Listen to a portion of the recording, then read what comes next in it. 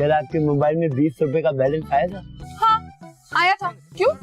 नौशी, वो मैंने अपने हाथों से भेजा था, खुद अपनी मर्जी से। देखो मैं आपसे कितना प्यार करता हूँ नौशी। अबे ओ, ये 20 रुपए का प्यार ना अपने पास ही रख, वरना ये 500 रुपए की जूती तेरे सर पे मारूंगी। नौशी, मैं आपसे नाराज हो गया। अच्छा सुनो, मेरे साथ चल। चलिए चलिए।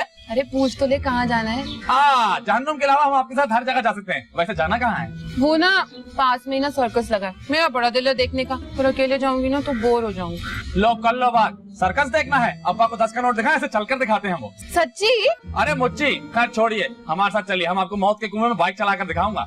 चलो।